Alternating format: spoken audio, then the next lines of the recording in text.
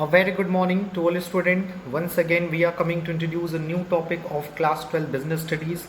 As you know very well, in the last few videos, we discussed the first chapter of Business Studies, that is the nature and significance of management. In this chapter, firstly, we discuss what is management, what are the concept of the management, and we can see that there are basically two concepts of management, that is a traditional concept of management and the modern concept of the management. Thereafter, we discuss a lots of feature of management. With the help of the study of the management, we can easily introduce about the management, what is a management, and we can see that management is a goal-oriented process. It is a pervasive. It brings a dynamic organization and वगैरह वगैरह. So, with the help of management, we can easily achieve a high goal with the minimum resources. And in the last video we discussed the nature of management, and we can see that few author says that the management as a science, few author says that the management as a profession, and few author says that management as a art. And in the last video we see that management is not a pure science, it is an inexact science, it is a social science. And if we are talking about the management as an art, so we can see that all the feature of the art will be present in the management. That's why we can say that management is a pure art. And number third, management as a profession. So in this video, first of all, we discussed is management as a profession. We are talking about in today's video, क्या management एक profession है? अगर management profession है तो क्यों है, और अगर पूरी तरह से ये प्योरली प्रोफेशन नहीं है तो उसके पीछे क्या रीज़न है. So before the concluding the result is the management is a profession, firstly we discussed what is profession, what are the feature of the profession, and thereafter we compared the feature of the profession with the feature of the management, and at last we find that management is a profession or not. So let us start today's video. So as you can see that on your screen, that is a profession means occupation that requires specialized knowledge. Profession एक ऐसा occupation होता है जिसके लिए एक specialized knowledge and practice की ज़रूरत होती है, और वो प्रैक्टिस या वो नॉलेज कहाँ से आती है? फॉर्मल एजुकेशन से आती है. सो प्रोफेशन मीन्स ऑक्यूपेशन, एक ऐसा पेशा है, एक ऐसा ऑक्यूपेशन होता है which requires the specialised knowledge, जिसके लिए स्पेशलाइज्ड नॉलेज की ज़रूरत है, प्रैक्टिस की ज़रूरत है, एक फॉर्मल एजुकेशन की ज़रूरत है. You know very well they are basically two types of the education, formal and informal. Formal education conduct with the formal environment, जैसे आप लोग स्कूल में आते हो एक फॉर्मल एजुकेशन गेन करते हो, and informal education like a distance education. So management का जो प्रोफेशन के साथ कंपैरिजन अगर हम करते हैं तो firstly we have to gain the sufficient knowledge about the profession. हमें उससे पहले ये जानना ज़रूरी कि what is profession, and we find that profession is a occupation that requires a specialised knowledge and a practice of formal education. यानी profession एक ऐसा ऑक्यूपेशन है जिसके लिए स्पेशलाइज्ड नॉलेज और प्रैक्टिस की ज़रूरत है, और वो प्रैक्टिस कैसे आएगी? With the help of the formal education.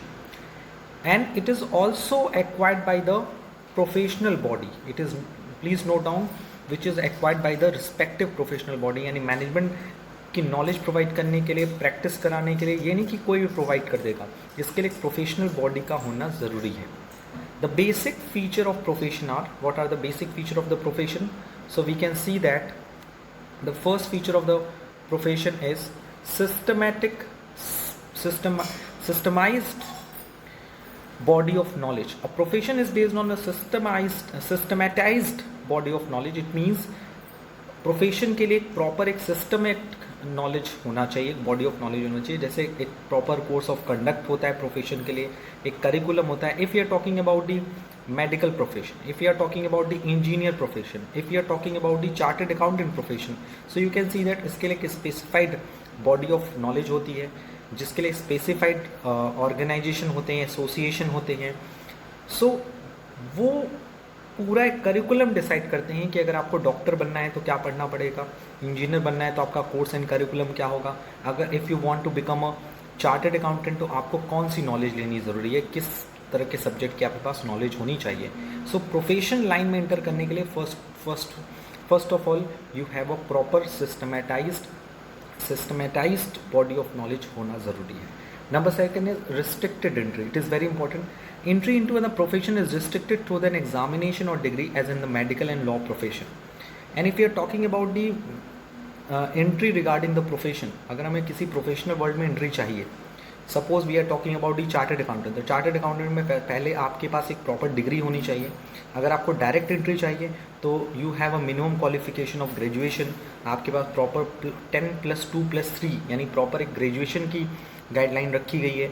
If you want to become a engineer और मेडिकल फील्ड में अगर आपको प्रोफेशन बनाना है तो उसके लिए प्रॉपर आपको नीट, क्लैट, नीट और डिफरेंट टाइप्स के जो इंजीनियरिंग एंड मेडिकल एसोसिएशन के पेपर होते हैं, एम्स के जो पेपर्स होते हैं, उनको क्वालिफाई करना ज़रूरी होता है.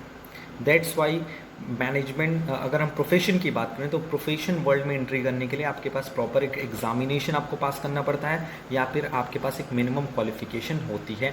यानी all the person can not entered into a profession because it entry restricted through than examination और डिग्री. उसके लिए एक प्रॉपर एग्जामिनेशन कंडक्ट कराया जाता है या आपके पास एक प्रॉपर डिग्री होनी चाहिए. Number third feature of the profession is professional association. Yes, हर प्रोफेशनल ऑर्गेनाइजेशन का एक प्रॉपर एसोसिएशन होता है. If you are talking about the lawyers, so you know where lawyers के लिए होता है बार काउंसिल. उसी तरह से चार्टर्ड अकाउंटेंट के लिए होता है ICAI, institute of chartered accountant of India. Medical field के लिए होता है AIIMS, all India institute of medical science. Engineering के लिए भी होता है इसी तरह से. So you know very well, you can see that all professionals are bound to be a part of the professional association which regulates entry, grants certificate of practice and enforces a code of conduct. यानी professional education, एक professional world को create करने के लिए specific professional bodies, professional association का creation किया जाता है, जिनका काम क्या होता है, एंट्रीज़ को रेगुलेट करना कि सही बंदा, सही स्टूडेंट एक सही कोर्स को ज्वाइन कर सके, प्रॉपर टाइम पे उसे सर्टिफिकेट देना. सर्टिफिकेट का बेसिस क्या होगा, एग्जामिनेशन, और एक पूरे प्रोफेशन एसोसिएशन का एक कोड ऑफ कंडक्ट तैयार करना. कोड ऑफ कंडक्ट मतलब एक proper framework, rules and regulation तैयार करना, which is also the feature of the profession. As you can see the point number 4, the code of conduct. क्योंकि हर प्रोफेशनल बॉडी का एक proper ethical code of conduct होता है, यानी जिसको फॉलो करना हर प्रोफेशनल्स के लिए इम्पॉर्टेंट होता है. अगर हर प्रोफेशन, जैसे चाहे लॉयर्स हो, चाहे वो चार्टर्ड अकाउंटेंट हो, चाहे वो मेडिकल से रिलेटेड डॉक्टर्स हो, चाहे वो इंजीनियर हो, उनका एक प्रॉपर रूल्स एंड रेगुलेशन होता है कि वो जब तक प्रोफेशन वर्ल्ड में रहेंगे, लाइफ टाइम वो एक प्रॉपर कोड ऑफ कंडक्ट को फॉलो करेंगे. बिकॉज प्रोफेशन एक ऐसा वर्ल्ड है जो आप जब से आप प्रोफेशनल वर्ल्ड में एंट्री लेते हैं तब से लेकर जब तक अप टू द डेथ आपके साथ वो प्रोफेशन अटैच रहता है. जैसे if you become a chartered accountant, तो ऐसा नहीं कि चार्टर्ड अकाउंटेंट की एक एक्सपायरी डेट है कि जब आप 60 या 70 ईयर्स के हो जाओगे तो you will get the retired from the chartered accountant. No, उसके लिए रिटायरमेंट की कोई सीमा नहीं है. हाँ, कहीं आप वर्क करते हो, सैलरी लेते हो, कहीं आप एज अ एम्प्लॉय काम करते हो तो उसकी एक लिमिटेशन होती ज़रूर है, बट प्रोफेशनल एसोसिएशन के लिए कोई एक्सपायरी डेट नहीं होती है. डॉक्टर्स की होती है? नो, डॉक्टर्स जब तक रहता है तब तक अगर उसके अंदर कैपेबिलिटीज़ हैं, उसके अंदर फिजिकल स्टेमिना है, so he can do their work with their own willingness. So professional का एक सबसे इम्पॉर्टेंट बात ये होता है कि उसे पूरे जीवन भर, जब तक कि वो प्रोफेशनल वर्ल्ड में है तब तक उसे उसका कोड ऑफ कंडक्ट फॉलो करना पड़ता है.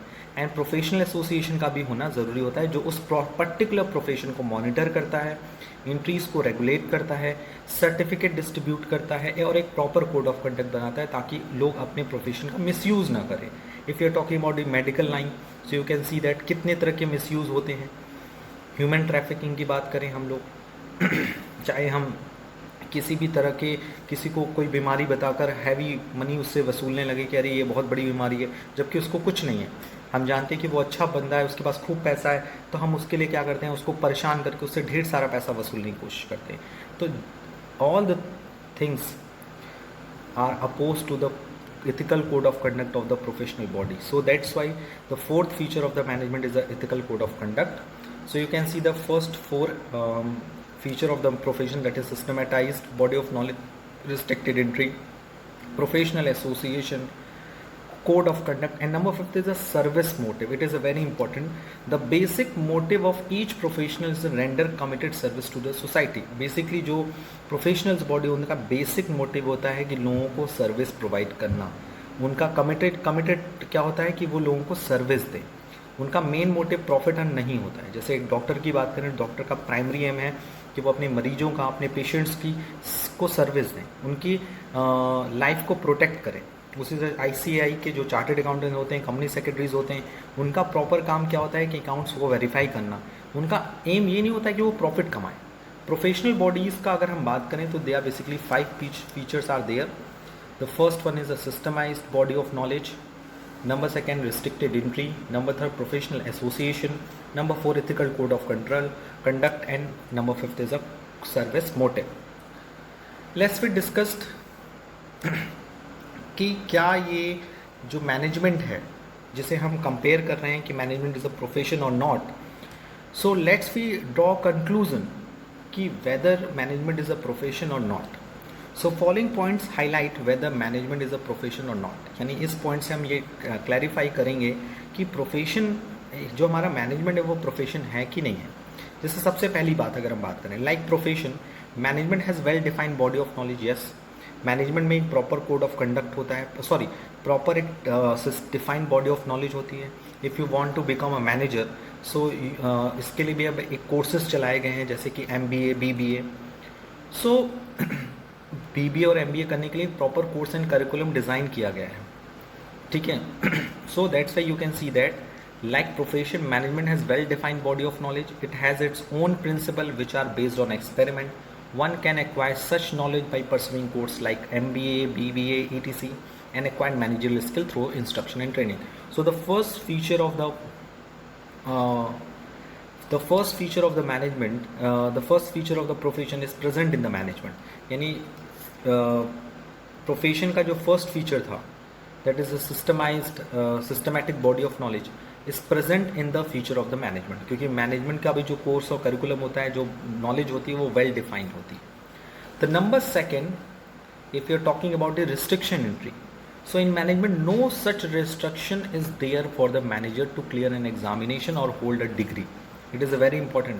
If you want to become a manager, तो आपके लिए किसी प्रकार का कोई restriction नहीं होता है.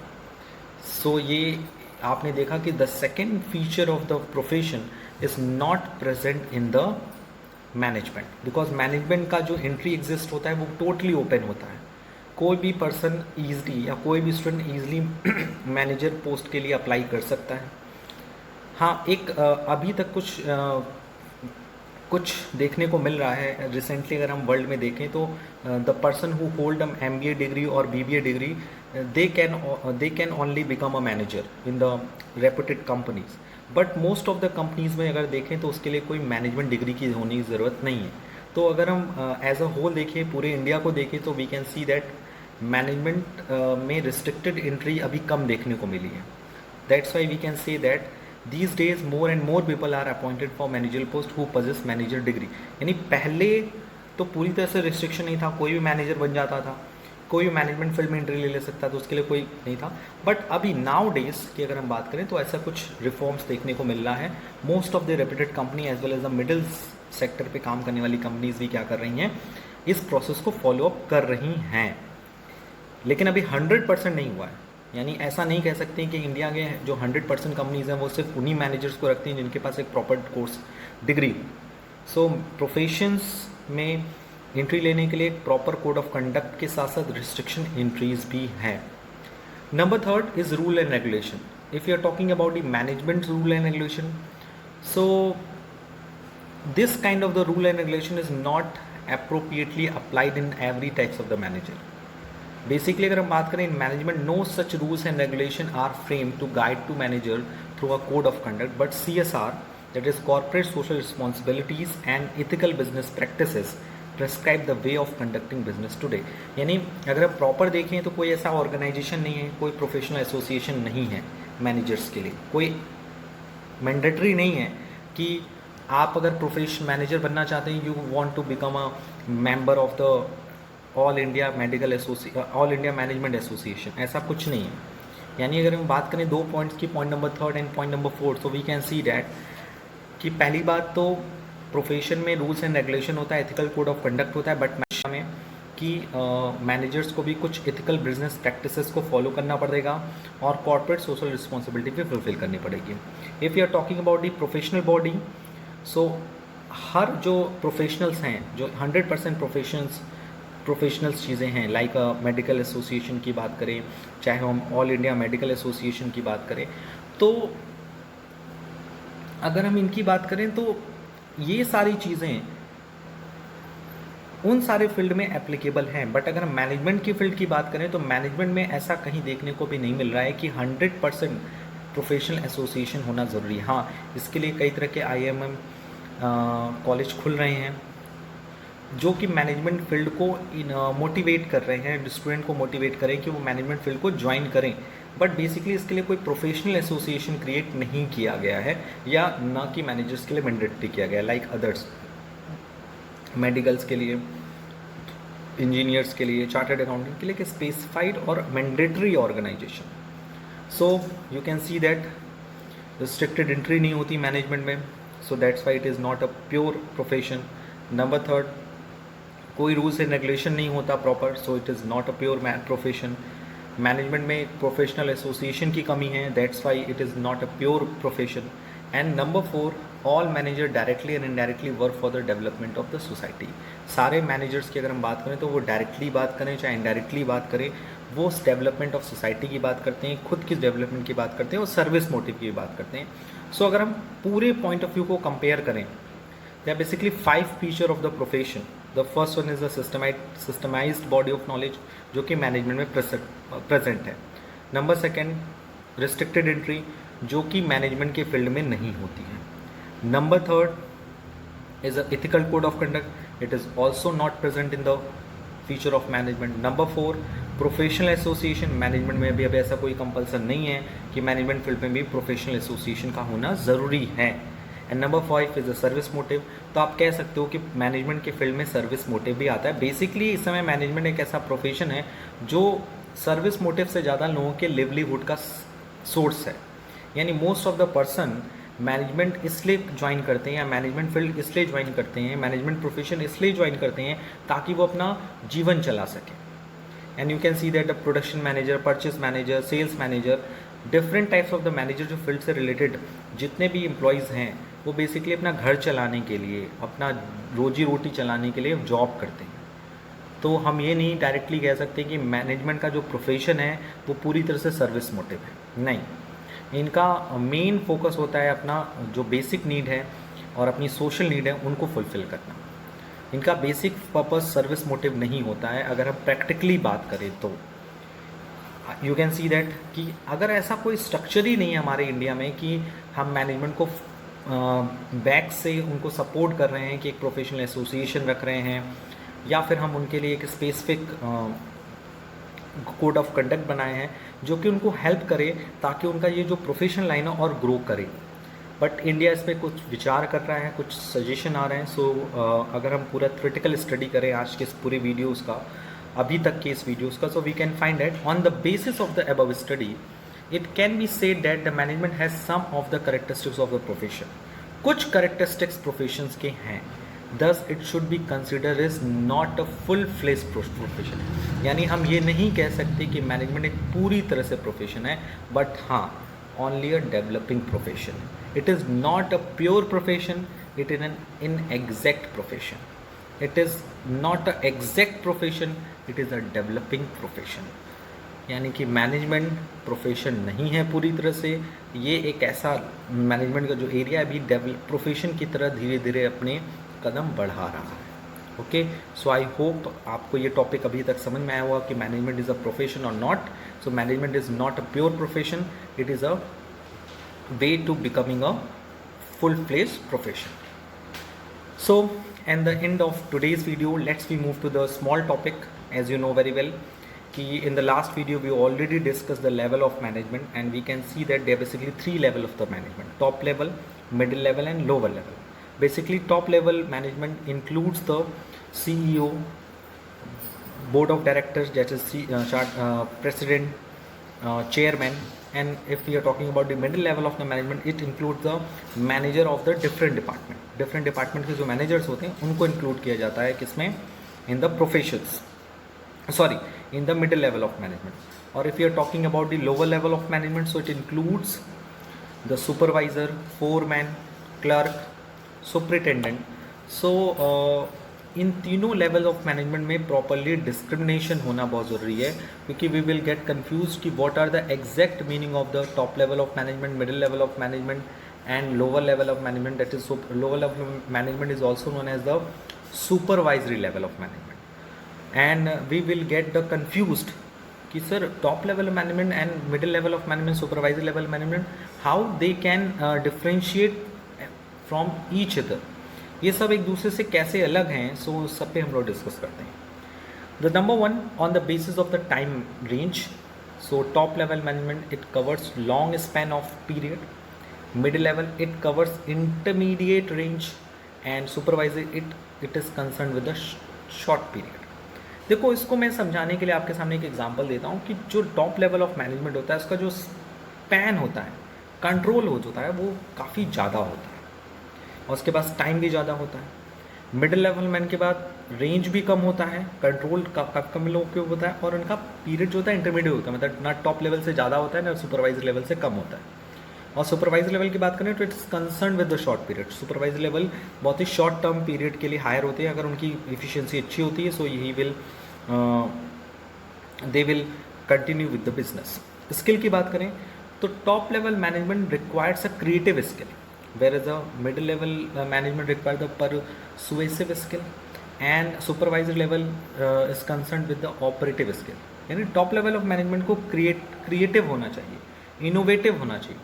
मिडिल लेवल ऑफ मैनेजमेंट को परसुएसिव होना चाहिए. परसुएसिव मतलब दूसरों से काम निकालने की स्किल होनी चाहिए, और सुपरवाइजर लेवल को काम करने की स्किल होनी चाहिए. इवेल्युएशन की बात करें तो top level of management it is difficult to evaluate its achievement.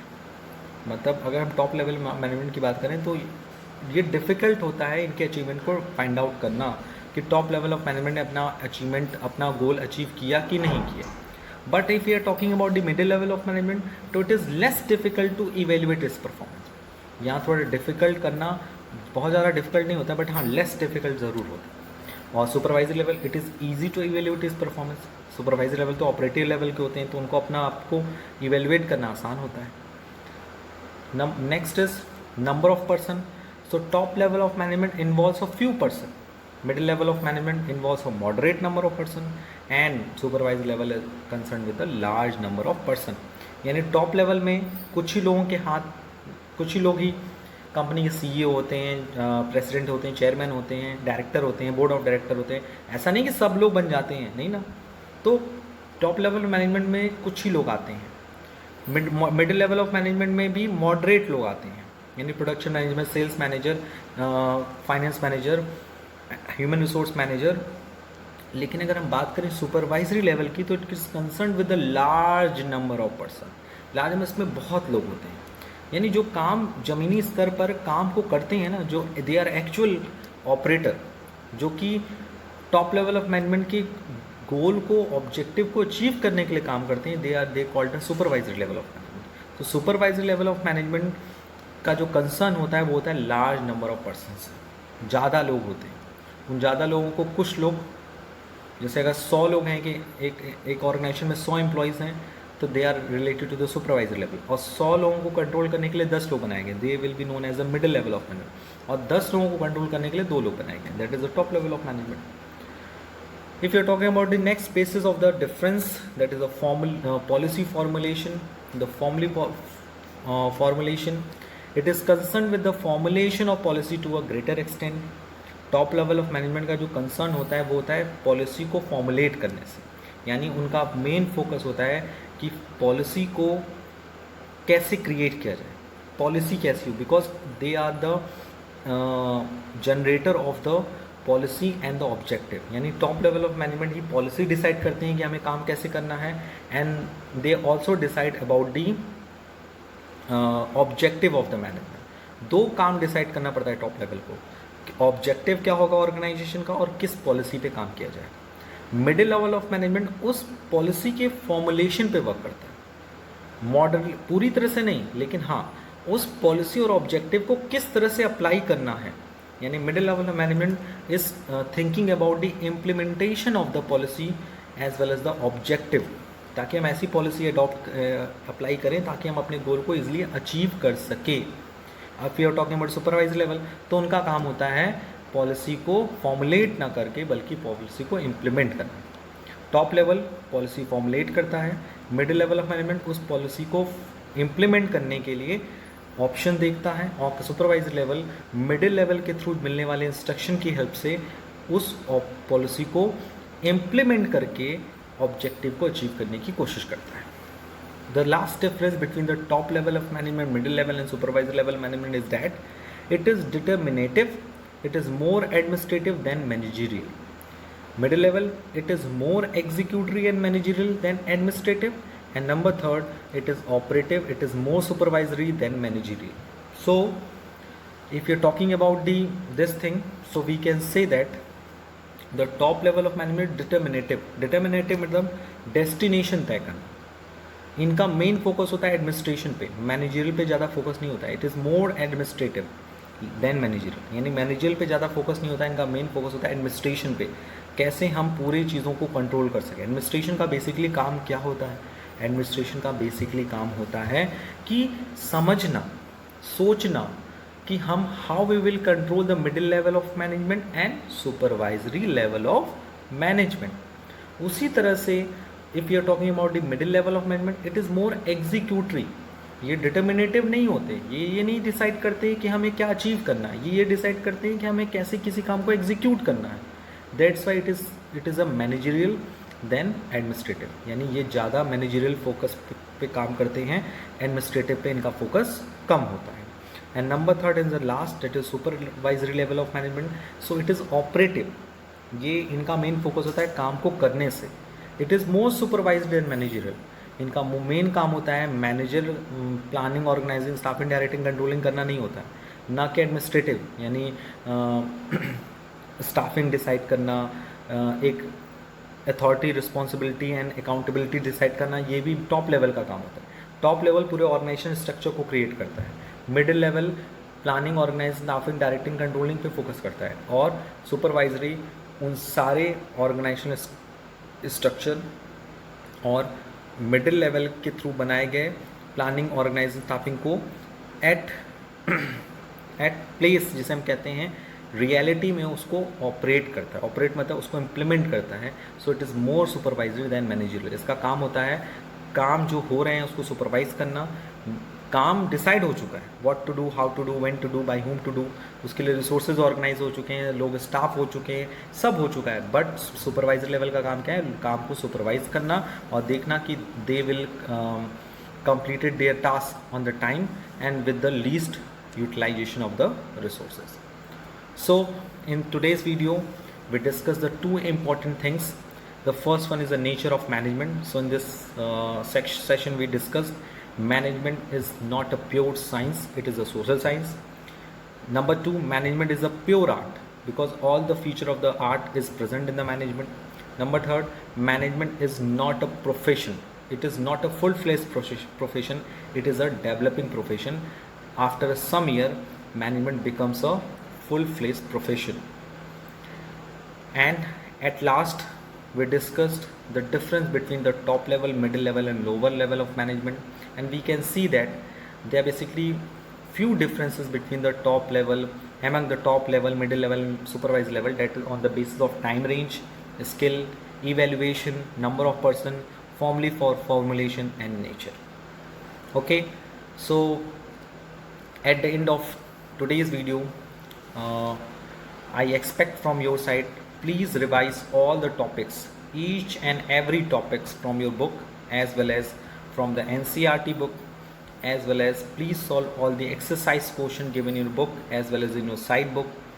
Please take a few types of the sample paper and solve all the questions from the chapter number 1, and please solve maximum multiple choice question, objective type question.